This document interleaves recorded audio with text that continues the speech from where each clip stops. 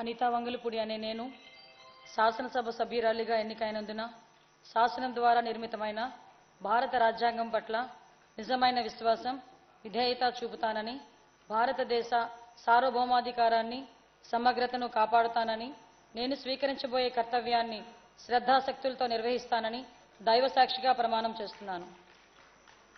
ఆంధ్రప్రదేశ్ శాసనసభ సభ్యురాలినైన అనితా వంగలపూడి అనే నేను సభ నియమావళికి కట్టుబడి ఉంటానని వాటిని అనుసరిస్తానని సభ మర్యాదలను పాటిస్తానని సాంప్రదాయాలను గౌరవిస్తానని దైవసాక్షిగా ప్రమాణం చేస్తున్నాను.